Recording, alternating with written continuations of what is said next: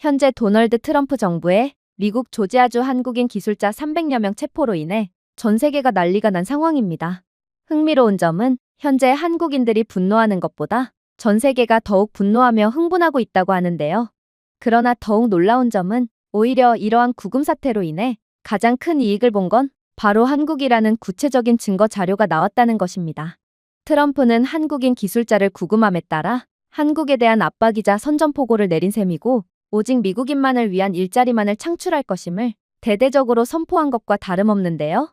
그런데 한국이 이러한 패권국 미국과 정면으로 부딪혀서 오히려 미국을 상대로 엄청난 이익을 얻어냈다니 그렇다면 도대체 트럼프의 한국 죽이기가 어떻게 한국의 이익으로 작용한 것일까요? 안녕하세요. 제 이름은 에단입니다. 저는 미국 백악관에서 수석 분석관으로 근무하고 있죠. 저는 보스턴에서 태어나 외교관 가정에서 자랐고 국무부에서 연설문 작성자로 수년간 일한 경험도 있습니다. 그러니 저는 제 분야에서만큼은 누구보다도 전문성이 있다고 할 수 있겠죠.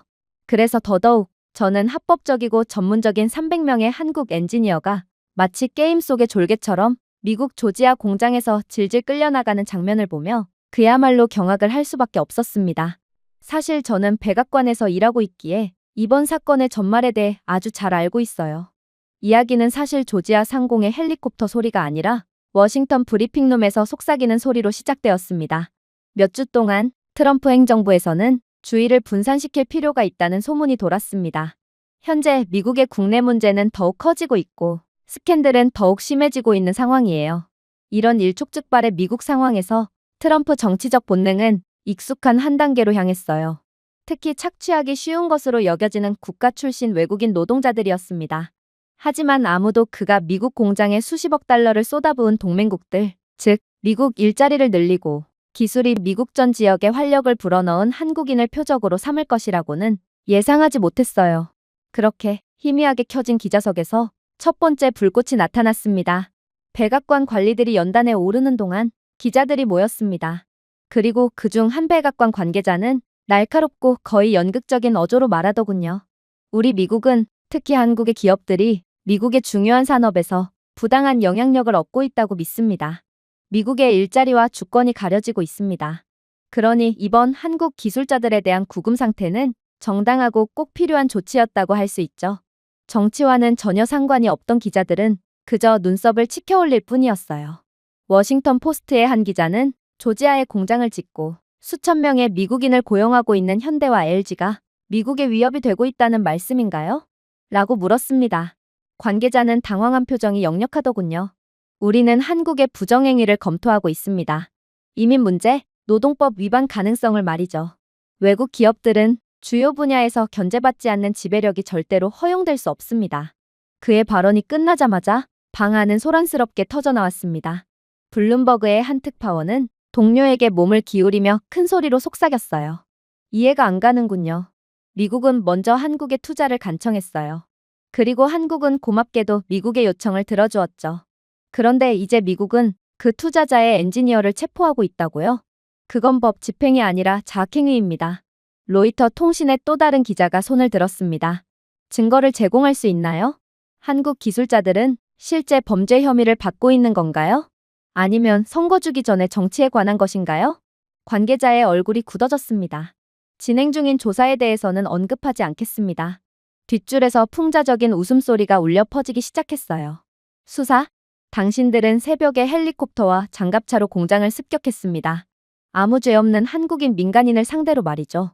약물 카르텔을 습격할 때도 그렇게나 무지막지하게 습격하진 않아요. 그건 수사의 범주를 벗어났다고요. 분위기는 초현실적으로 변했습니다. 기자들 사이에서 속삭이는 농담은 몇 시간 만에 헤드라인을 장식했어요. 트럼프, 한국 엔지니어들에게 전쟁 선포라는 패러디 트윗이 빠르게 유행했습니다. 당황한 한국 기술자들이 손을 들고 군인들에게 둘러싸인 모습과 함께 자동차를 너무 잘 만드는 것이 유일한 범죄일 때와 같은 캡션이 적힌 밈이 퍼졌습니다. 하지만 유머 뒤에는 불신이 숨어 있었어요. 한때 공정과 자유의 수호자라고 자처했던 미국은 초대받은 사람들을 사슬로 묶어두었습니다. 이 300명의 한국인은 그늘지거나 수배 중인 인물이 아니었습니다. 이들은 세금을 내고 규제를 준수하며 지역 경제를 강화하는 전문가들이었습니다. 물론 합법적인 비자를 가지기도 했죠. 한국인 기술자들의 평판은 흠잡을 데가 없었습니다. 그들의 기록에는 부패도, 범죄 관계도, 부정행위도 없었어요. 그들은 한국에서 지식과 산업을 가져와서 두 손을 벌리고 있을 뿐이었죠. 하지만 그들은 수갑으로 보상을 받았습니다. 브리핑에서 한 베테랑 기자가 마침내 직설적으로 말했습니다. 이것은 아무리 봐도 정상이 아닌 것처럼 보입니다. 당신은 한국 기술자들에게 책임이 있다고 말하지만 우리에겐 명백한 정치밖에 안 보이네요. 이 한국인들은 범죄자인가요? 아니면 단순히 헤드라인이 절실한 트럼프 정권의 희생자인가요? 백악관 관계자는 다시 회피했습니다. 그러나 침묵이 홀을 가득 채웠고 말 그 이상의 의미를 담고 있는 일종의 침묵이었어요. 기자들은 격렬하게 낙서를 했습니다. 카메라가 불안감을 포착했습니다. 모두가 알고 있었어요. 이것은 합법적이지 않은 체포였습니다. 한국인들은 마지못해 정치의 희생양으로 던져진 거였죠. 뉴스가 퍼지자 외신들은 더 날카로운 혀로 대응했습니다. 르몽드는 이렇게 썼더군요. 미국은 정직을 범죄화했습니다. 한국은 투자와 신뢰를 제공했습니다. 워싱턴은 이를 사슬로 보답했습니다. 더 슈피겔은 이렇게 말했습니다. 트럼프의 미국은 이제 한때 자신들이 비판했던 바로 그 공산당의 시스템과 닮아 있으며 동맹국들을 처벌하여 내부 실패를 감추고 있습니다. 심지어 가디언은 이것은 법 집행기관으로 위장한 굴욕입니다. 라고 선언하기도 했어요. 한편 평범한 미국인들은 충격을 표현했습니다. 조지아의 한 공장 노동자가 소셜미디어에 글을 올렸어요. 저는 매일 한국인 엔지니어들과 함께 일했습니다. 그들은 예의 바르고 훌륭하며 능력도 훌륭했죠. 오늘 저는 그들이 아무런 이유 없이 범죄자처럼 버스에 밀리는 것을 보았습니다. 미국인으로서 정말 부끄럽네요. 그의 게시물은 대륙 전역에 걸쳐 공유되며 입소문을 탔습니다. 한국인의 목소리도 허공을 찔렀습니다. 서울에 있는 기술자들의 가족들은 말은 떨리면서도 품위 있게 생방송에 출연했어요. 한 아버지는 딸은 정의의 땅이라고 믿고 미국으로 일하러 갔어요. 그러나 저는 오늘 사슬에 묶인 딸을 봤어요. 하지만 제 딸을 알아요. 그녀는 무죄이고 정직하며 한국인입니다. 라고 말했습니다. 그 말이 울려 퍼졌습니다. 순수하고 정직하며 한국인이었습니다. 전 세계가 귀를 기울였어요. 전 세계가 비교했죠. 그리고 대조는 참을 수 없게 되었습니다. 비난으로 시끄럽지만 증거는 텅 빈 미국. 존엄성으로 침묵하면서도 진실성으로 빛나는 한국. 사실이었습니다. 트럼프가 지지자들을 결집시키기 위한 영리한 조치라고 생각했던 것은 위선의 구경거리가 되었습니다. 위협하는 대신 만천하에 드러날 뿐이었죠. 지배력을 입증하는 대신 불안감을 드러냈습니다. 무고하고 정직한 한국인들은 범인이 아니라 권력남용의 피해자로 등장했어요. 그리고 그 역할을 통해 전 세계의 공감을 얻었습니다. 트럼프 정부는 자신들이 무관심으로 일관하면 저절로 일이 조용해질 거라고 생각하는 듯 했지만 현실은 전혀 그렇지 않았어요. 시간이 갈수록 전 세계는 더더욱 이번 상황에 집중할 뿐이었거든요. CNN은 속보로 정규 편성을 중단했습니다. 21세기 최악의 굴욕, 조지아에 억류된 한국 엔지니어들. 앵커는 떨리는 목소리로 말했습니다. 우리는 이런 장면을 본 적이 없습니다. 그들은 범죄자가 아닙니다.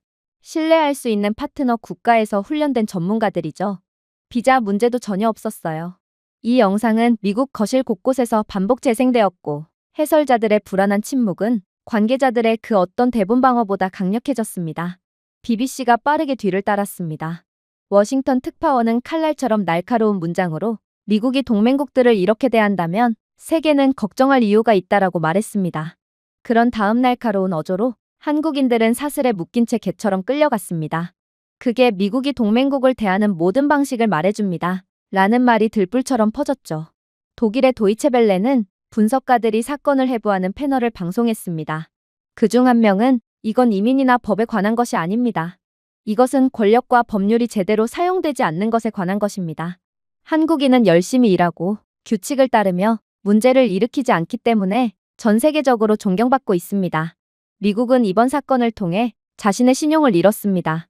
그 순간 독일 외무장관은 한 문장을 트위터에 올렸습니다. 동맹은 수갑이 아니라 신뢰를 바탕으로 구축됩니다. 이 메시지는 단 몇 시간 만에 수백만 번 공유되었으며 모든 언어로 번역되었죠. 서울에서 한국 총영사는 떨면서도 단호하게 카메라 앞에서 목소리를 높였습니다. 이것이 자유인가요? 이것이 민주주의인가요? 우리가 믿었던 동맹인가요? 라는 문구가 국제적으로 울려 퍼졌습니다. 라틴 아메리카의 신문들은 이를 헤드라인으로 인용했습니다. 아프리카 방송사들은 저녁 뉴스에서도 이를 반복했죠. 한 건의 사건보다 더 큰 질문이 되었습니다. 미국의 위선을 반영하는 거울이 되었습니다. 한편 대륙 전역의 평범한 시민들은 놀라울 정도로 단합된 목소리를 냈습니다. 런던에서는 길거리에서 인터뷰를 하던 한 행인이 고개를 저었어요. 한국인들은 아무 잘못도 하지 않았습니다. 그들은 규율, 정직, 성실함으로 유명합니다. 그리고 굴욕을 당하면서도 침착함을 유지했죠. 그것이 진정한 힘입니다. 절대로 무릎을 꿇지 않는 나라입니다. 도쿄의 한 학생은 한국은 기술만 발달한 것이 아닙니다. 정신이 앞서 있습니다. 사슬 속에서도 자부심을 보였습니다. 라고 인터뷰했어요. 브라질에서는 소셜미디어에서 한국, 고개를 숙이지 마세요. 라는 문구가 유행했습니다. 그러나 가장 충격적이었던 것은 대조였습니다. 수십 년 동안 미국은 자국이야말로 자유의 모델이라고 주장했습니다. 하지만 새벽의 습격에서 그 환상은 깨져버렸죠. 그리고 그 자리에서 전 세계는 차분하고 품이 있으며 흔들리지 않는 한국이 진정한 청렴의 상징이라고 인정했습니다. 그날 저녁, 저는 워싱턴의 한 카페에 앉아 대화를 엿듣고 있었습니다. 두 명의 유럽 기자가 메모를 비교하더군요. 한 명은 미국이 체포되면 의심을 불러일으킵니다. 그러나 한국이 체포되면 동정심과 공감을 불러일으키죠. 라고 말했습니다. 다른 한 명은 한국에는 얼룩이 없기 때문입니다. 그들은 수십 년 동안 규율과 정직에 대한 평판을 쌓았습니다. 미국은 절대로 그것을 건드리지 못해요. 라고 대답했습니다. 그렇게 미국은 한순간에 전 세계의 신뢰를 잃고 말았어요. 그러나 미국에 있어서 가장 충격적인 손해는 따로 있었습니다. 한국 기술자들의 구금 이후 미국 내 한국 공장의 기술자들은 미국의 불안정성 때문에 대거 미국에서 벗어나기 시작했는데 한국인 기술자들이 사라지자 미국 전역에서는 노련한 관리들조차 숨을 헐떡일 정도로 깊은 약점을 드러냈거든요. 미국은 허세의 무대를 구축했지만 무대 뒤에는 미국의 권력자 중 누구도 감히 인정하지 못한 것보다 한국에 더 의존하고 있었습니다. 그 수치는 놀라울 뿐만 아니라 재앙과도 같았어요. 트럼프는 체포명령을 내릴 때 경고 사격이라고 믿었을 테지만 실제로는 미국의 발에 발사된 총이었습니다. 현대와 기아는 20년 동안 미국 남부에 150억 달러 이상을 투자했습니다.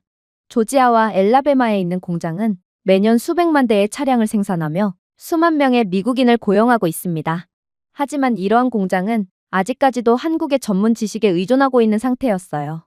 즉, 구금된 300명의 엔지니어를 비롯하여 미국에서 대거 빠져나간 한국인 기술자들은 교체할 수 없는 톱니바퀴라는 소리였습니다. 그들은 독점 공정의 관리자, 디자인의 관리자, 기술의 번역가였습니다. 그들이 없으면 공장은 며칠 만에 멈추고 맙니다. 생산 라인은 전례 없는 속도로 느려질 수밖에 없죠.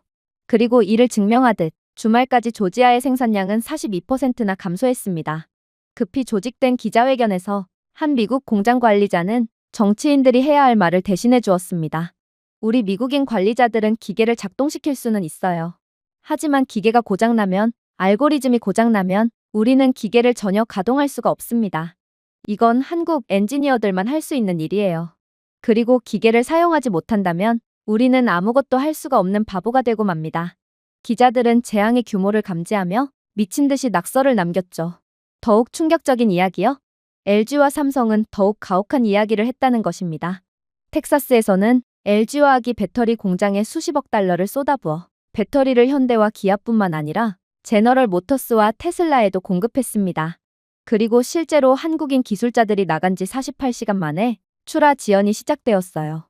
이달 말까지 GM은 배터리 모듈 12만 개가 부족하다고 보고했는데 이는 한국 직원 실종과 직결된 일이었습니다. 네바다에 있는 테슬라 조립 공장은 2주 동안 모델 Y 생산을 중단하기까지 했어요. 아이러니는 고통스러웠습니다. 미국의 혁신을 자랑하던 트럼프는 단 한 번의 제스처로 이를 마비시켰던 것입니다. 하지만 가장 경악스러웠던 점은 따로 있었어요. 삼성의 반도체 운영은 가장 파괴적인 그림을 그렸기 때문입니다. 대부분의 반도체 칩은 한국에서 생산되었지만 삼성 오스틴 반도체는 미국 스마트폰과 데이터 센터에 사용되는 칩의 약 20%를 공급했습니다. 한국의 엔지니어들은 그동안 클린룸 프로토콜과 전문 리소그래피 기계를 유지하며 교대로 드나들었어요. 하지만 조지아에 있는 동료들이 범죄자로 행패를 당하자 굴욕을 감수하기 위해 수백 건의 예정된 여정이 취소되었습니다. 실리콘밸리에는 즉각적으로 공급 부족 사태가 발생했어요. 애플은 공급 불안정을 이유로 아이폰 9 출시를 연기하는 초유의 사태가 벌어졌고, 한국의 반도체 칩이 부족함에 따른 지연으로 인해 하루당 수십억 달러의 시장 가치가 손실되었습니다. 분석가들은 이번 사태를 이번 달 안에 해결하지 못할 경우 연말까지 반도체 중단으로 인해 미국 GDP 성장률이 0.7% 감소할 것으로 추정했습니다. 그야말로 괴멸적인 상황이었죠. 저는 월스트리트 경제학자가 쓴소리로 속삭였던 것을 기억합니다. 우리는 한국을 처벌하려 했지만 스스로를 벌했습니다. 모든 배터리, 모든 자동차, 모든 휴대폰이 한국에 대한 의존성을 외치고 있어요. 그럼에도 불구하고 우리는 한국인 엔지니어들을 범죄자처럼 대했습니다. 이건 미친 짓입니다. 주제도 모르는 짓이었다는 말입니다. 그러나 이미 사건은 벌어진 후였어요. 믿을 수 없을 정도로 충격적인 일은 곧이어 일어났죠. 메모리칩 대기업인 SK 하이닉스는 정치적 불확실성을 이유로 오하이오주에서 계획 중이던 35억 달러 규모의 확장을 조용히 동결했습니다. 철강 대기업 포스코는 미국 방위산업체에 대한 첨단 소재 공급 협상을 중단했죠. 이러한 움직임은 거의 헤드라인을 장식하지 못했지만 미국 국방부 내부에서는 경종이 울렸습니다. 포스코에 전문 철강이 없었다면 여러 해군 프로젝트가 수개월간 지연될 수밖에 없었거든요. 한 미국 해군 장교는 비공개 브리핑에서 미국은 전함을 만들 기술력은 있지만 한국산 첨단 소재 합금이 없으면 안 됩니다. 우리는 우리의 공급망을 스스로 끄는 셈입니다. 라고 고백했어요. 수치는 재판의 증거처럼 쌓여갔습니다. 분기 말까지 미국 자동차 수출은 18% 감소하여 현대와 기아 생산 차질과 직결되었습니다. 한국산 배터리 부족으로 인해 GM은 약 12억 달러의 매출 손실을 입을 거라고 전망되었죠. 반도체 혼란으로 인해 미국 기술 섹터의 밸류에이션이 1,100억 달러나 증발해버렸습니다.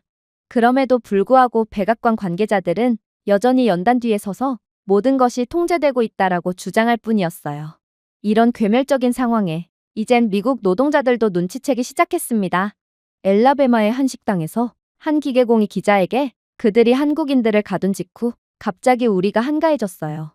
우리는 그들을 되찾아야 합니다. 그들은 침략자가 아니라 제가 월급을 받은 이유였다고요. 라고 말했습니다. 그의 말은 점점 더 많은 깨달음을 반영하고 있었어요. 미국의 자부심은 한국인의 어깨 위에 조용히 세워졌다는 사실을 말이죠. 미국이 더 많은 자세를 취할수록 대조는 더욱 분명해졌습니다. 한국은 진정성과 규율, 장기적인 비전을 가지고 미국에 투자했어요. 그들은 일자리를 창출하고 기술을 전수하며 산업을 구축했습니다. 하지만 그런 한국은 무엇을 받았을까요? 습격, 구금, 굴욕뿐이었죠. 그러나 이러한 연쇄 반응은 채찍질처럼 반격하여 미국 경제의 외국의 제재보다 더 큰 타격을 입혔습니다. 심지어 이제는 트럼프의 고문들조차도 사적으로는 실수를 인정했습니다. 한 사람은 얼굴이 붉어진 채 복도에서 우리는 그들을 처벌하고 있다고 생각했습니다. 알고 보니 디트로이트, 실리콘밸리, 그리고 우리 자신을 처벌하고 있었습니다. 이건 자해입니다. 멍청한 자해라고요. 또 다른 사람은 한숨을 내쉬었습니다. 역사는 우리를 비웃을 것입니다. 한국인들은 결국 회복하겠죠? 그러나 미국은 회복하지 못할 수도 있습니다. 그래서 이야기는 다시 바뀌었습니다. 한국은 더 이상 피해자가 아니었어요. 부재중에 드러난 필수 파트너이자 미국 입장에서는 무한한 가치를 지닌 파트너였죠. 미국은 한국의 약점이 아니라 자국의 의존성을 세계에 보여준 셈이었습니다.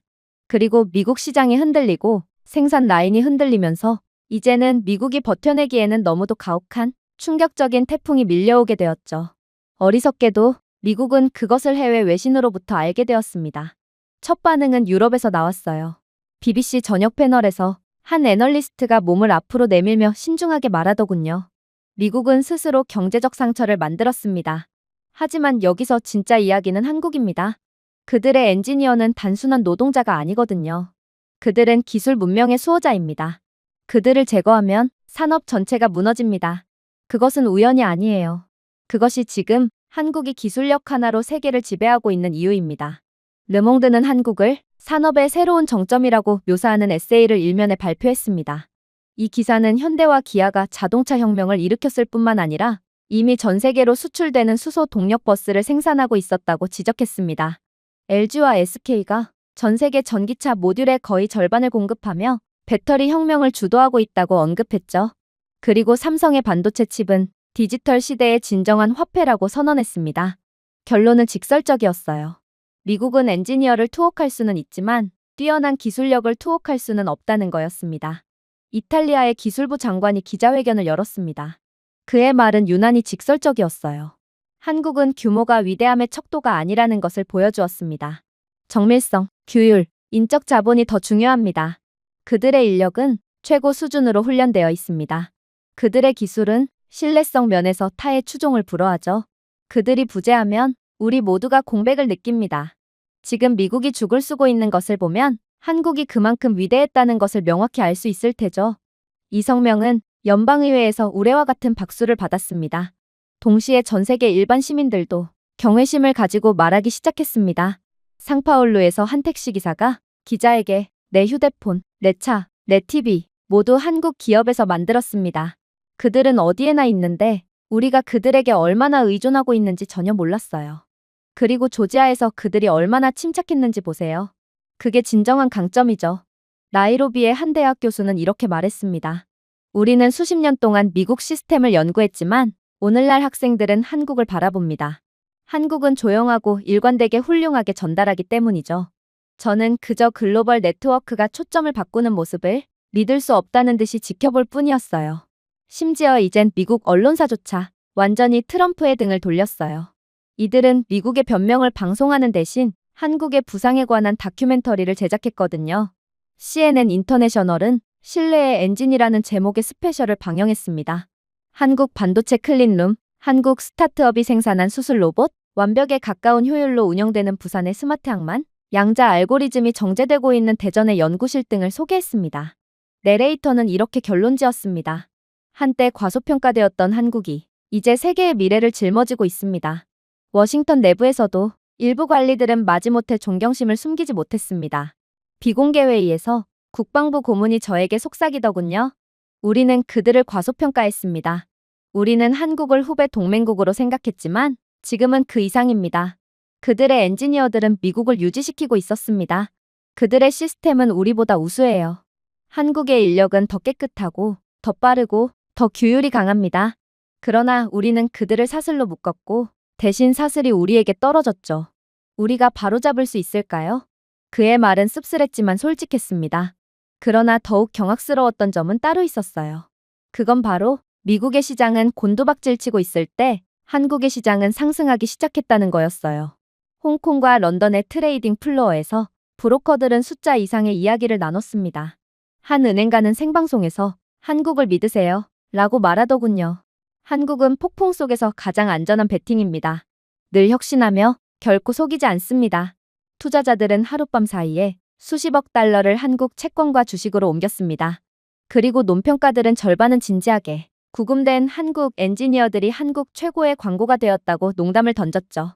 솔직히 틀린 말은 아닌 것처럼 들렸습니다. 풍자조차도 한국을 선호했죠. 독일의 한 만화가는 미국이 대체 엔지니어를 찾기 위해 미친 듯이 노력하는 장면을 그렸고 작은 한국인 인물은 아틀라스처럼 세상을 어깨에 안고 있었습니다. 캡션에는 이렇게 적혀 있었어요. 사이즈는 아무것도 아닙니다. 실력이 모든 것입니다. 런던의 심야 공연에서 코미디언들은 미국 관리들을 조롱했지만 한국인들을 칭찬했습니다. 한 코미디언은 그들은 한국인 엔지니어들에게 수갑을 채웠지만 비밀번호를 아는 사람이 엔지니어라는 사실을 잊었다. 라고 농담을 던졌습니다. 관객들은 한국이 아닌 미국의 실명에 웃음을 터뜨렸죠. 그 순간 저는 미국의 계획이 왜 그렇게 재앙적으로 실패했는지 이해했습니다.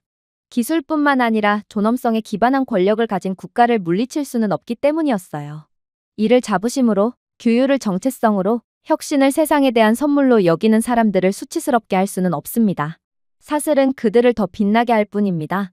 복도를 나설 때 유럽 외교관의 마지막 말을 들었습니다. 미국에는 무기가 있지만 한국에는 신뢰가 있습니다. 결국 신뢰가 승리합니다. 그러나 이 모든 괴멸적인 상황에도 불구하고 이 모든 사건을 애들 장난으로 만들어버릴 가장 경악스러운 사건은 따로 있었습니다. 그건 바로 이번 사건 이후 한국이 핵무기를 개발할 수 있는지에 대한 세계적인 논의가 시작되었다는 거였어요. 미국이 한국의 기술자들을 사슬로 묶어 전당포로 과시한 후 그 논의는 피할 수 없게 되었습니다. 그리고 그 대답은 더 이상 속삭이는 것이 아니라 전 세계적으로 공개적으로 외쳤죠. 한국은 모든 권리를 가지고 있었어요. 논쟁은 빠르게 전개되었습니다. 유럽 의회에서는 의원들이 사소한 외교적 다툼이 아니라 구조적 배신으로 이 사건을 논의했습니다. 한독일 대표는 미국이 가장 가까운 동맹국인 한국을 굴욕시킬 수 있다면 한국은 말 그 이상으로 스스로를 방어해야 합니다. 평화의 시대에도 미국은 한국을 모욕하며 정치적으로 이용하려고 하는데 만약 중국이나 북한이 한국을 공격하기라도 하면 미국은 절대로 한국을 위해 피를 흘리지 않을 거예요. 이건 트럼프가 직접 주장한 것입니다. 트럼프는 분명 한국은 자신들의 힘으로 자신들 스스로를 지킬 의무가 있고 주한미군을 철수하는 대신 한국의 핵무장을 허용해 주겠다고 했거든요. 전쟁 발발 시 주한미군이 한국을 유의미하게 도와주는 그림은 지금으로선 전혀 그려지지 않아요. 그러니 한국의 핵능력은 더 이상 사치가 아닙니다. 이들의 핵능력은 필수가 되었습니다. 한때 이러한 문제에 대한 논의조차 주저했던 회의장은 이에 동의하며 폭발했습니다. 파리에서 열린 프랑스 24에 관한 원탁회의에서 지식인들은 이 문제를 외과적 정밀도로 해부했습니다. 한 역사학자는 프랑스는 2차 세계대전 이후 타국에 대한 의존이 취약했기 때문에 독자적인 억지력을 추구했습니다. 한국도 이제 같은 진실에 직면해 있습니다. 엔지니어들은 사슬에 묶여 있고 존엄성이 공격당했어요. 그런 굴욕이 다시는 반복되지 않도록 보장할 수 있는 수단을 부정할 수 있을까요? 라고 말했습니다. 또 다른 패널은 한국은 기술, 재능, 규율이 있습니다.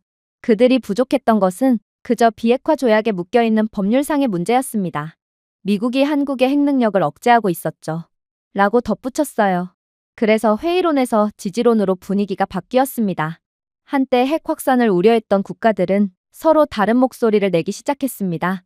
영국 외교위원회는 성명을 발표했어요. 우리는 한국의 주권을 보호할 권리를 인정합니다. 최근 사건을 고려할 때 한국의 핵능력 추구는 방어적이고 정당한 것으로 이해되어야 합니다. 그것은 놀라운 변화였으며 워싱턴 전역에 충격을 안겨주었습니다. 그러나 역시나 가장 놀라웠던 부분은 따로 있었어요.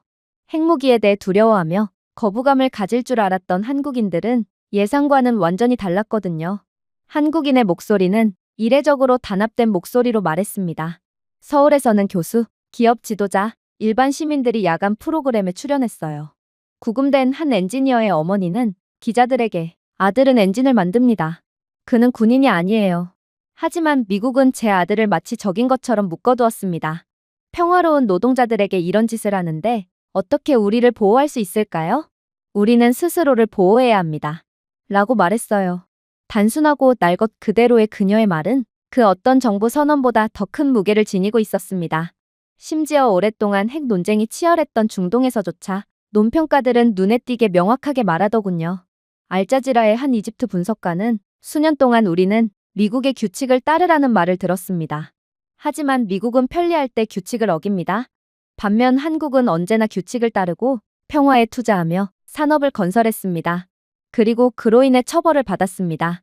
누가 그들의 방패를 만들 권리를 부인할 수 있겠습니까? 그의 말은 아랍어, 페르시아어, 터키어로 방송을 통해 울려 퍼졌습니다. 아이러니는 풍부했고 풍자가 쏟아졌어요. 영국의 한 만화에서는 트럼프가 한국형 억지력이라는 라벨이 붙은 핵미사일을 우리 안에 잠그려는 장면이 나오는데 열쇠 자체가 미국 조지아의 수갑 모양이었습니다. 하지만 상징적인 것만은 아니었습니다.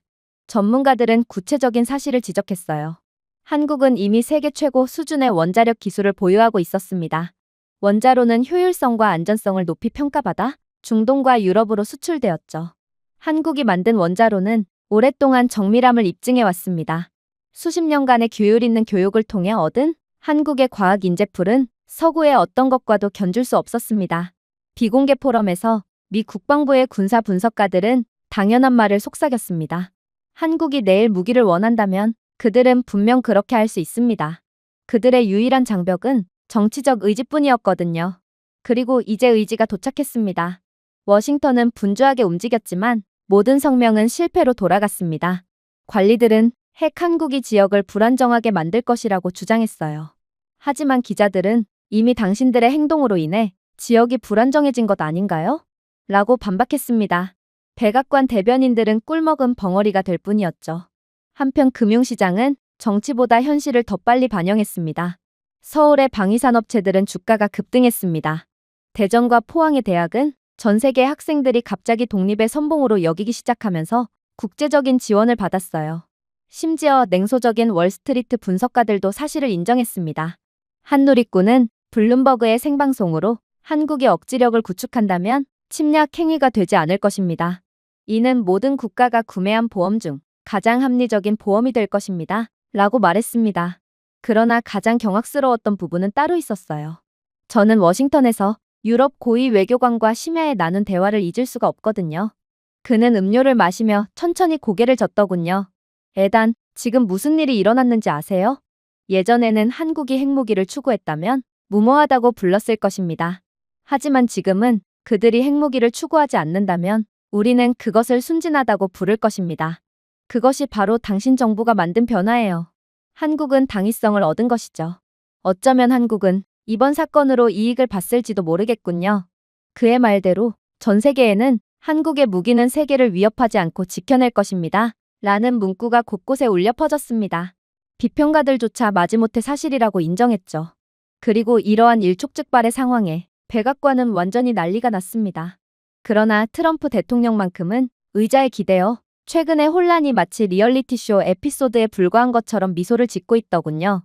긴 참나무 테이블 주위에는 장군, 경제학자, 정치 보좌관이 앉아 있었습니다. 의제의 주제는 분명했습니다. 한국이었죠. 트럼프는 테이블을 2번 두드리며 진정하세요, 여러분. 한국은 핵무기가 없습니다. 그들은 10년, 어쩌면 더 오래 핵무기를 보유하지 못할 것입니다.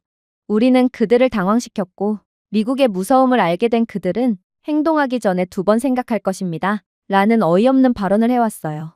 몇몇 충성스러운 보좌관들로부터 웃음이 터져나왔지만 아무도 감히 상사를 바로잡을 수 없을 때 보이는 긴장된 웃음일 뿐이었어요. 보다 못한 한 장군이 손을 들었습니다. 대통령님, 한국의 기술 기반은 다릅니다. 그들은 처음부터 시작하는 것이 아닙니다. 그들이 핵미사일을 개발하기로 마음먹는다면 그건 10년이나 걸리지 않을 거예요. 트럼프는 그를 흔들어 보냈습니다. 우리는 위성을 가지고 있고 볼 수 있습니다. 핵미사일을 만드는 것은 복잡하고 비싸고 느립니다. 한국은 폭탄이 아니라 자동차와 휴대폰을 만드는 국가기에 핵미사일에 관한 것이라면 까막눈과 다름이 없는 상태죠. 장군은 한숨을 내쉬었습니다. 한국은 자동차와 휴대폰을 만드는 것과 같은 정밀도로 미사일을 만들 수 있습니다. 세계 최고 수준의 반도체를 만드는 동일한 기술력으로 핵연료를 정제할 수 있어요. 그러니까 수십 년이 필요하지 않다고 말하는 것입니다. 그들은 이미 도구를 가지고 있어요. 회의실은 긴장감이 감돌았습니다. 물리학자 출신인 또 다른 조언자가 앞으로 기울었습니다. 집을 짓는다고 상상해보세요. 미국은 무겁고 느린 오래된 벽돌을 사용합니다. 한국은 각각 미세한 정밀도로 설계된 모듈식 블록을 사용하죠. 이것이 바로 그들이 기술에 접근하는 방식입니다. 한국은 절대로 시간을 낭비하지 않습니다. 시스템을 완벽하게 통합하죠. 그러니 한국이 핵무기를 만들기로 결심하면 역사상 누구보다 빠르게 움직일 수 있습니다. 경제학자들이 그 다음으로 목소리를 높였습니다. 그들의 산업 기반은 놀랍습니다. 슈퍼컴퓨터부터 첨단 로봇 공학에 이르기까지 필요한 모든 부품은 이미 국내 손에 달려 있습니다. 물론 한국은 아직 핵무기가 없는 국가예요. 하지만 아이러니하게도 그들은 웬만한 핵보유국보다 더 높은 핵기술력을 가지고 있어요. 이미 한국에는 공급망, 클린룸, 연구소 등이 있습니다. 지식을 수입할 필요가 없으며 이미 수출하고 있는 상황이란 말이에요. 트럼프는 찡그렸습니다. 하지만 핵미사일은 부품 그 이상입니다. 마법이죠. 아니요, 대통령님. 물리학자가 지친 미소로 대답했습니다. 엔지니어링입니다. 그리고 한국인은 현존하는 최고의 엔지니어입니다. 한국은 이미 정밀하게 인공위성을 발사하고 있어요. 미사일 유도 시스템은 우리 미국과도 경쟁하는 수준입니다. 한국의 원자로는 대부분의 국가가 부러워하는 규모에서 안전하고 효율적인 전력을 생산하죠. 한국이 인프라의 일부만 용도 변경하더라도 다른 국가가 수십 년이 걸리는 것을 몇 달 안에 달성할 수 있습니다. 장군은 숫자를 덧붙였습니다. 이를 고려해보세요. 한국은 하나로 원자로를 가동하고 중동의 원자력 발전소를 수출하고 있습니다. 카이스트 연구소는 국내 연구소보다 빠른 속도로 원자력 공정 시뮬레이션을 수행하고 있어요. 한국의 미사일 부서는 고체 연료 로켓을 탁월한 정확도로 테스트했습니다. 각 시스템은 그 자체로 세계 최고 수준입니다. 도대체 어떻게 이런 국가를 무시할 수 있겠어요? 하지만 트럼프는 정신을 못 차렸는지 그저 무시하듯 웃을 뿐이더군요. 그래서 스마트폰을 폭탄으로 만들 수 있다는 말씀이신가요? 테이블은 조용했습니다. 마침내 한 보좌관이 중얼거렸습니다. 어떤 의미에서는 그렇습니다. 한국 반도체 칩에 적용되는 미세 공학 수준은 원심 분리기에 적용할 수 있는 수준과 동일합니다. 하지만 트럼프의 미친 척도 이제 더는 통하지 않았어요. 바다 건너 전 세계는 이미 이 진실을 목격했기 때문입니다. 유럽의 분석가들은 대중을 위해 명확한 용어로 설명했습니다. 핵탄두를 만들려면 농축된 물질, 첨단 컴퓨팅, 미사일 운반, 소형화가 필요합니다. 한국은 슈퍼컴퓨팅, 로봇공학, 소재과학, 미사일 분야에서 선두를 달리고 있습니다. 정치적 결정만 부족할 뿐이죠. 일단 결정이 나면 그 과정은 무서울 정도로 빨라질 것입니다. 그리고 그에 대한 명백한 증거가 존재했죠. 현재 유럽의 뉴스 프로그램에는 한국의 우주 발사, 무인 드론, 정밀 위성 등의 영상이 공개되고 있었습니다. 논평가들은 이러한 기술이 대륙간 핵미사일 시스템에 필요한 것을 반영한다고 지적했죠. 위성을 궤도에 올릴 수 있다면 지구상의 어느 곳에나 탄두를 장착할 수 있다는 것은 너무도 자명했거든요. 역설은 분명했습니다. 핵무기가 없는 한국은 이미 핵무기를 보유한 국가들보다 더 강력했어요. 보유하기만 한다면 녹슬 수 있지만 역량은 규율과 결합될 때 어떤 무기고보다 날카롭기 때문이죠. 하지만 백악관에서 열린 긴급회의에서 트럼프의 여전히 자신감 넘치는 웃음을 보일 뿐이었습니다. 길어봐야 10년 후입니다. 한국이 핵무기를 만드는 데까지 걸리는 시간 말입니다. 하지만 그러한 여유만만한 트럼프의 얼굴은 충격적인 폭로가 터져나오면서 완전히 구겨지게 되었죠. 첫 번째 폭로는 유럽에서 발생했습니다. 한독일 연구원이 한 기자에게 속삭였어요. 한국의 소형 모듈형 원자로는 이미 수십 년 앞서 있습니다. 우리는 그들이 민간용 원자로만 개발했을 줄 알았어요. 하지만 우리가 틀렸습니다. 그러자 프랑스 원자력 분석가가 텔레비전을 통해 이 원자로를 생중계로 확인했습니다. 한국은 첨단 금속 연료를 통해 이미 고속 스펙트럼 원자로를 마스터했습니다. 이는 타임라인 붕괴를 의미합니다. 수십 년이 걸리는 핵무기 개발 과정을 단 몇 달로 압축할 수 있다는 뜻이죠. 시청자들은 믿기지 않아 눈을 깜빡였습니다. 일부는 과장이라고 생각했습니다. 하지만 증거는 계속 쏟아져 나왔어요. 한국이 조용히 개발해낸 원자로들은 서투르고 거대한 냉전 시대의 괴물이 아니었습니다. 우아하고 컴팩트하며 효율적인 기계였어요. 공룡처럼 방황하던 기존 원자로와 달리 한국의 디자인은 치타처럼 날렵했습니다. 연료를 더 완벽하게 연소시키고 폐기물을 줄이며 새로운 핵분 열성 물질을 번식시킬 만큼 강렬한 중성자 흐름을 생성했습니다. 그리고 이 연구원은 자신들이 너무 순진했다며 잘못을 인정했죠. 우리는 한국이 핵무기가 없다는 이유만으로 너무나도 과소평가하고 있었어요. 정말 바보 같은 편견이었습니다. 생각해보세요. 한국은 핵무기는 없지만 원자력 기술은 전 세계 최고 수준이에요. 한국의 APR-1400 원자로는 미국이나 프랑스 평균보다 높은 95%의 용량 인자로 작동하는 것으로 나타났죠. 그런데 한국의 가장 두려운 점은 이들은 가장 우수한 원자로를 보유하고 있음에도 기존 원자로에서 멈추지 않았다는 것입니다. 한국은 수출에 맞춘 소형 모듈형 설계인 스마트 원자로에 수십억 달러를 쏟아부었어요. 사우디아라비아는 한국의 정확성을 믿고 배치를 모색하기 위해 협정을 체결했습니다. 이론적으로 이야기한 다른 나라들과 달리 한국은 시제품을 납품했죠. 심지어 지연된 다른 나라들과 달리 한국은 제때 건설했습니다. 그러니 이들은 지금쯤은 당연히 세상을 놀라게 할 원자력 기술을 개발해낸 상태임은 너무도 자명한데 우리는 그동안 한국의 착하고 순진한 이미지만을 믿고 이들을 과소평가하고 있던 것입니다. 그러나 이러한 한국의 숨겨진 면모에 대한 경악도 잠시 저희는 더울 충격적인 사실을 전해 듣게 되었습니다. 하지만 이러한 우수한 원자로는 어쩌면 이야기의 절반에 불과했거든요. 그건 바로 한국의 연료 수준이었습니다.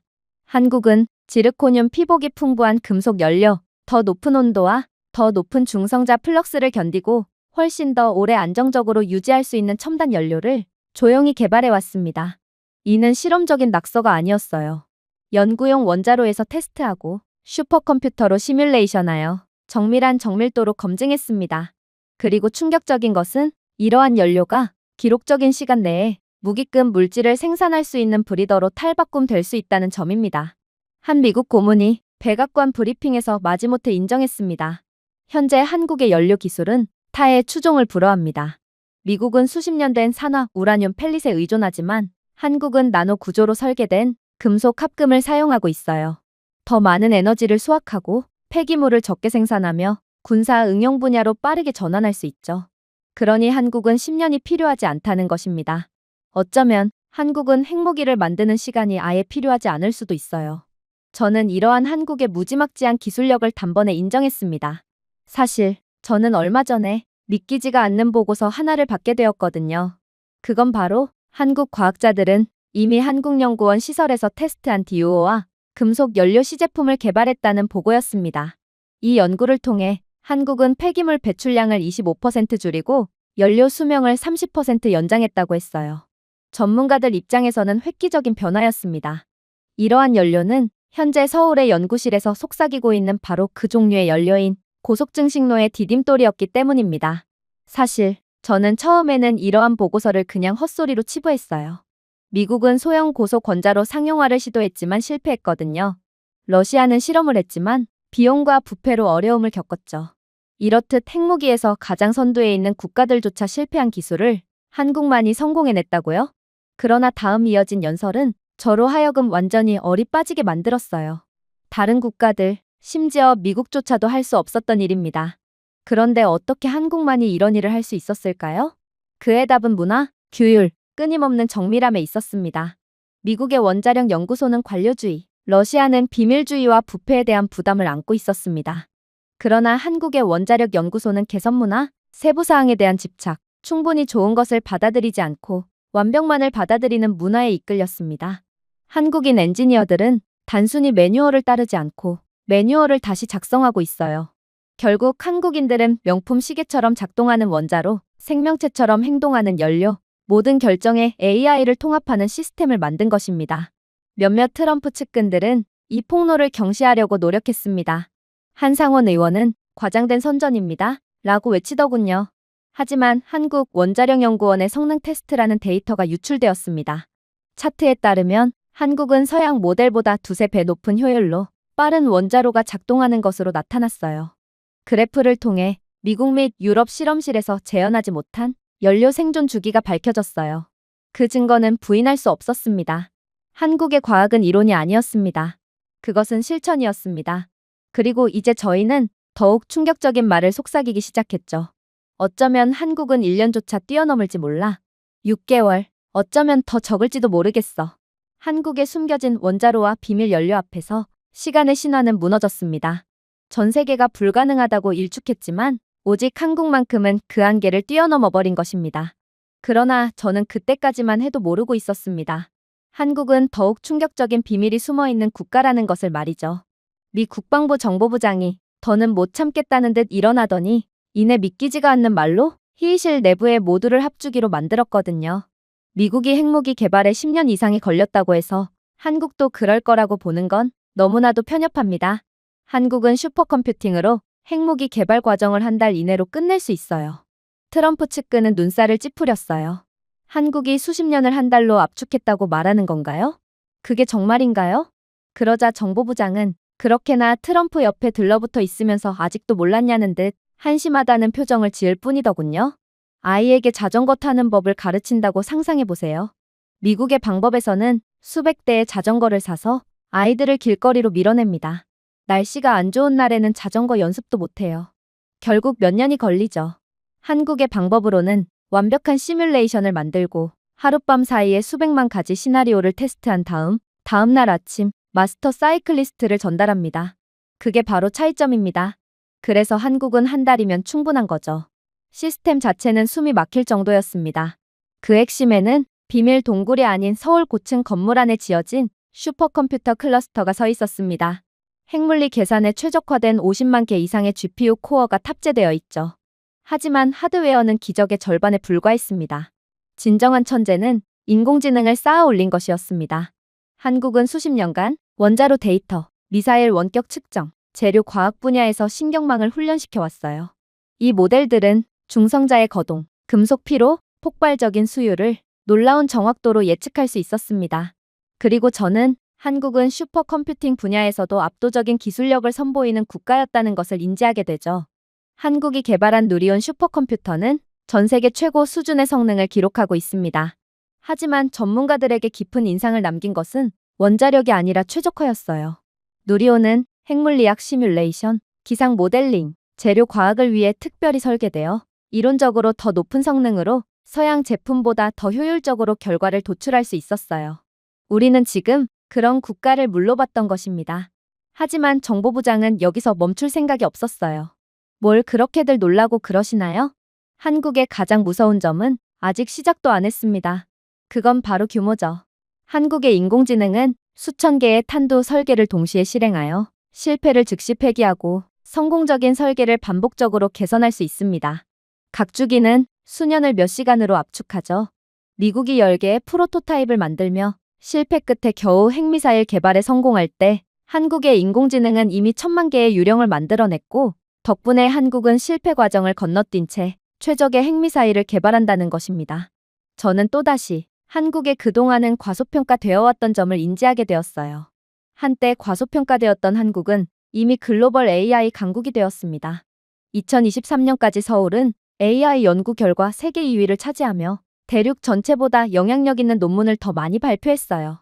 그리고 삼성부터 네이버까지 글로벌 기업들은 머신러닝, 비전, 자연어 처리에 수십억 달러를 투자했죠. 수치를 통해 이러한 현실이 확인되었습니다. 2022년 한국의 AI 산업은 150억 달러를 돌파하며 연평균 20% 가까이 성장하며 일본과 유럽 모든 국가들을 이미 앞질렀어요. 수출 품목에는 소비자용 애플리케이션뿐만 아니라 방위용 AI 플랫폼도 포함되었죠.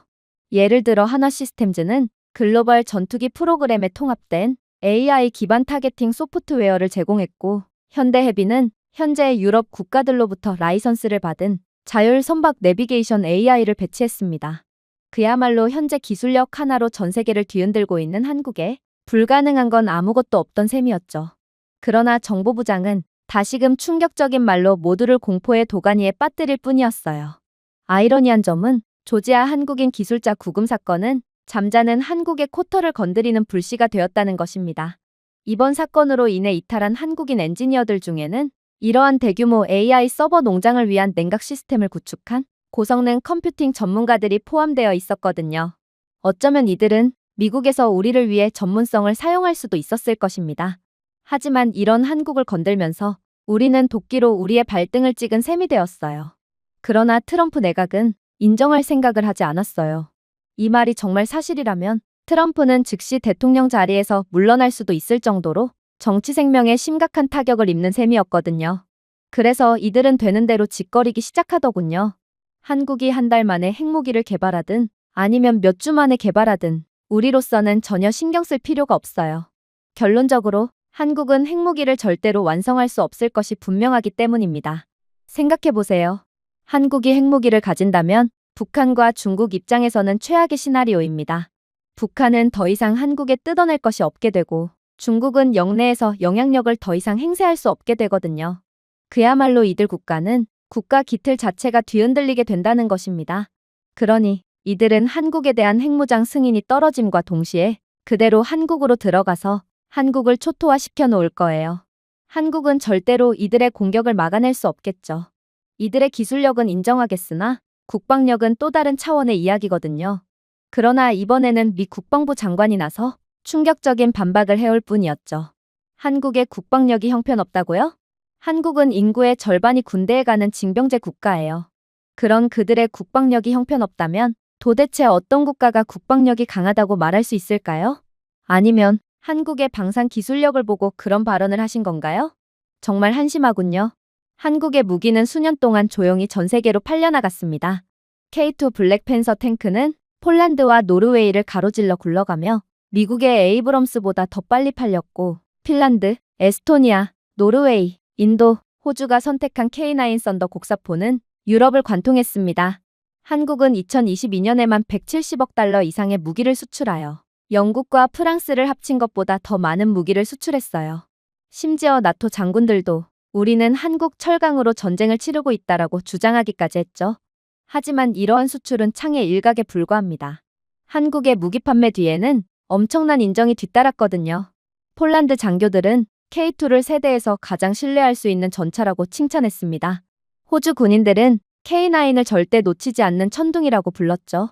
실제로 K9이 전 세계 자주포 시장의 70% 이상을 점령하고 K2 인도량은 생산 일정을 2배로 늘렸으며 필리핀과 폴란드 상공에서 FA-50 전투기가 자랑스럽게 비행하고 있는 것을 보면 한국의 방산 기술력을 보고 수준이 낮다고 말할 국가는 지금으로선 단 하나도 없어요.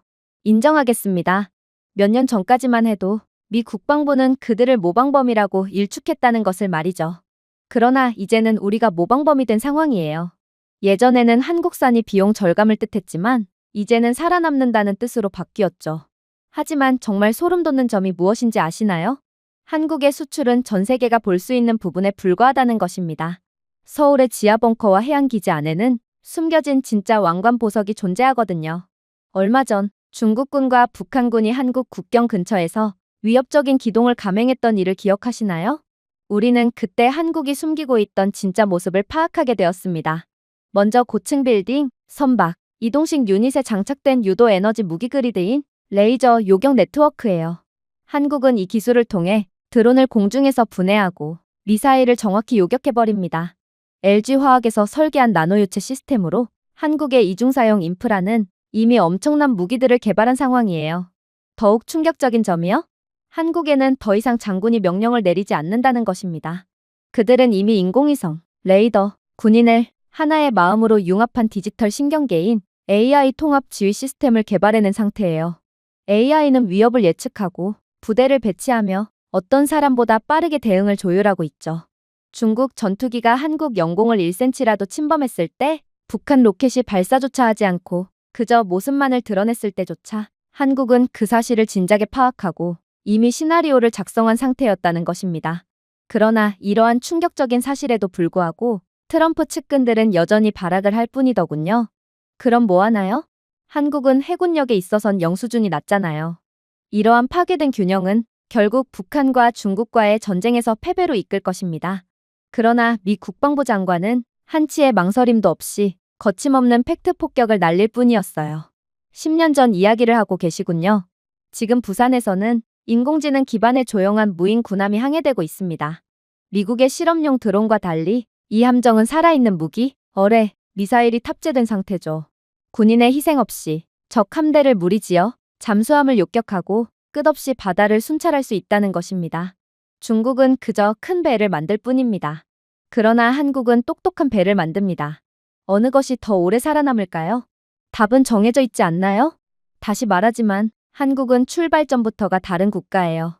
다른 나라들이 죄다 실패했음에도 어떻게 오직 한국만이 그런 시스템을 만들 수 있었을까요? 답은 통합입니다. 삼성은 AI 칩을 설계하고 현대는 차량을 테스트하고 하나는 군수품을 개발하고 LIG 넥스원은 레이더를 만들었어요. 한국에서 정부, 학계, 산업계는 하나의 유기체처럼 움직여요. 애초에 한국이라는 국가 자체가 그런 식으로 시스템화되어 있거든요. 미국은 게으름, 러시아는 부패, 중국은 도난으로 고통받을 때 한국은 시너지를 바탕으로 번영한 것입니다.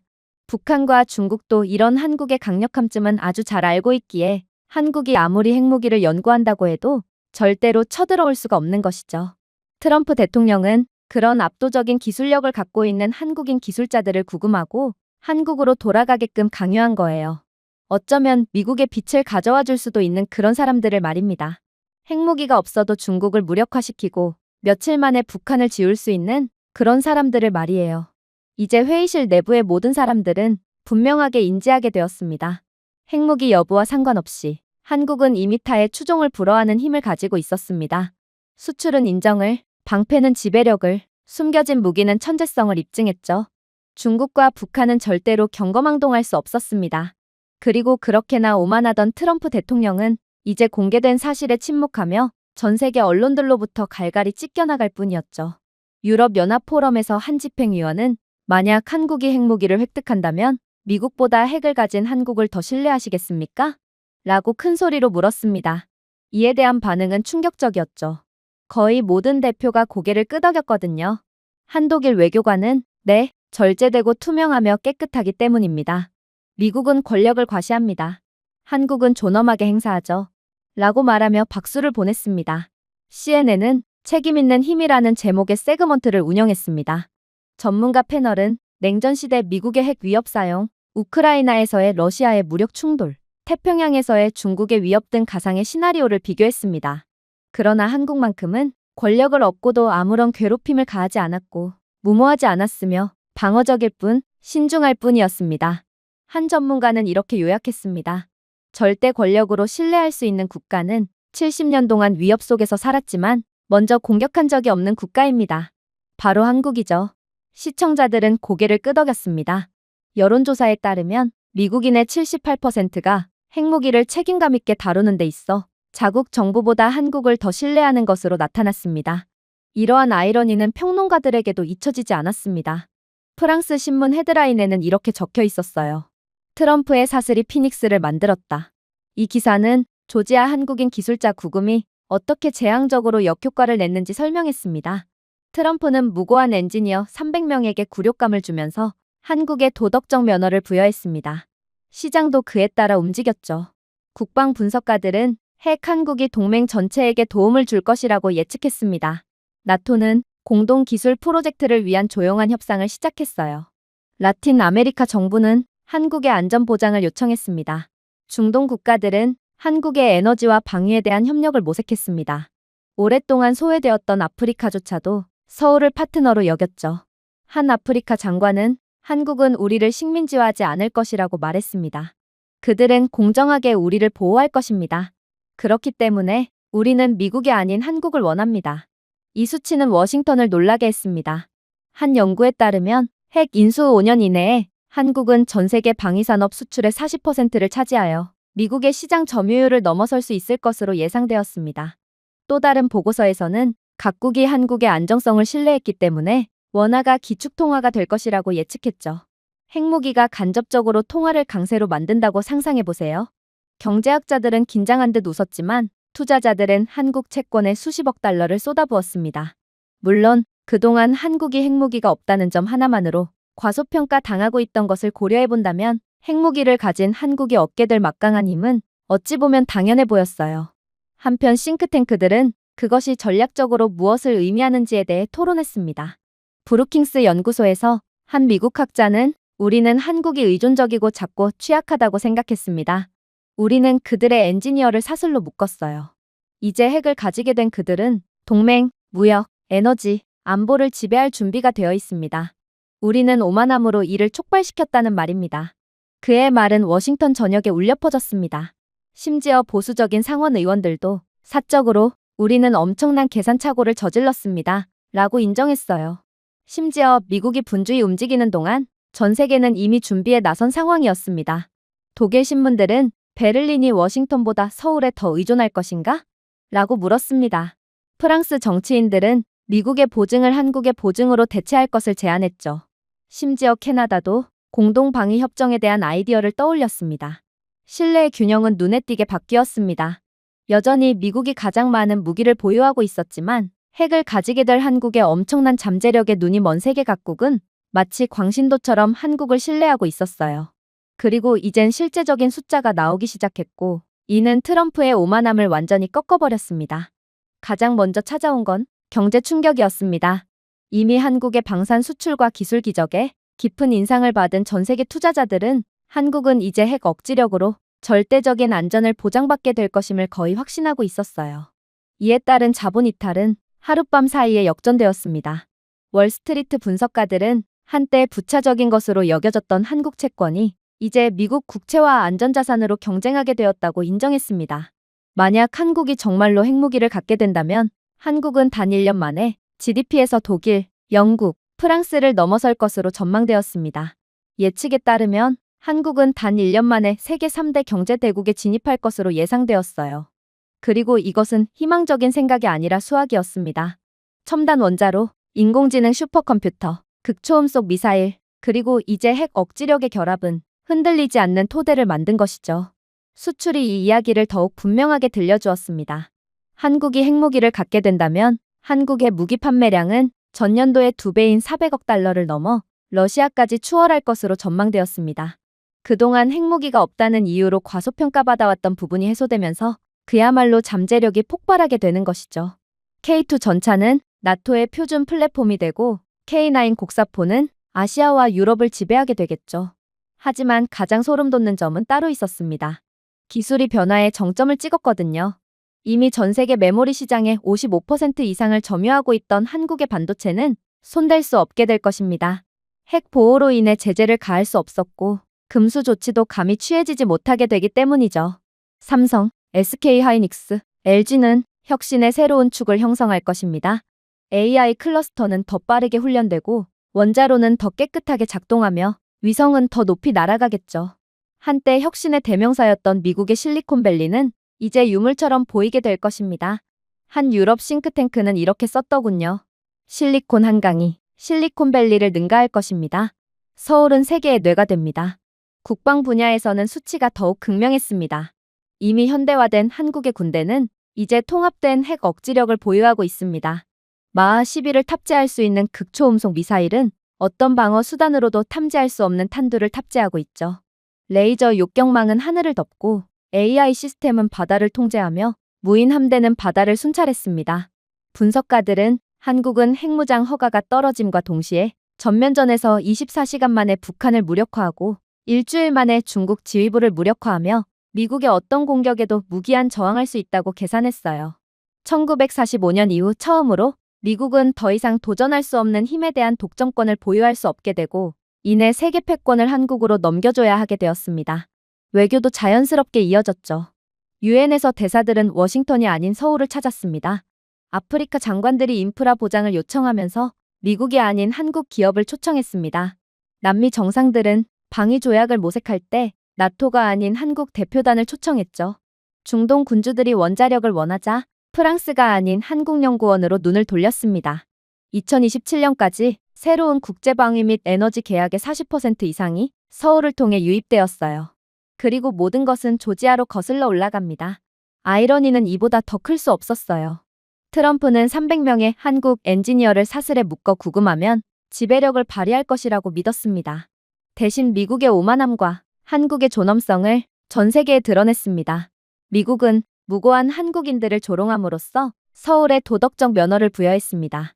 굴욕을 안겨줌으로써 미국은 서울의 부상을 정당화했어요. 배신을 통해 서울은 라이벌로 등극했습니다. 미국 신문들은 이를 씁쓸하게 고백했습니다. 뉴욕타임즈는 이렇게 썼습니다. 우리는 후계자를 만들었습니다. 워싱턴 포스트는 인정했습니다. 조지아에서는 트럼프가 한국의 엔지니어들을 연결했습니다. 서울에서는 한국이 스스로 왕관을 썼습니다. 한때 한국을 부정했던 폭스뉴스도 마침내 인정했습니다. 우리는 그들을 과소평가했습니다. 이제 한국이 앞서 나가게 될 것입니다. 수치에 따르면 한국은 2030년까지 세계 방위 시장의 30%, 글로벌 반도체 무역의 40%, 원자력 에너지 수출의 25%를 점유할 것으로 분석되었습니다. 이 수치를 모두 합치면 미국의 점유율을 압도한 수치예요. 그리고 그 순간 역사의 심판은 확정되었습니다. 조지아에서의 배신은 미국의 왕좌를 앗아갔습니다. 트럼프의 오만함이 한국을 왕좌에 올려놓았어요. 세상은 돌아섰습니다. 초강대국은 더 이상 미국이 아니었습니다. 바로 한국이었죠.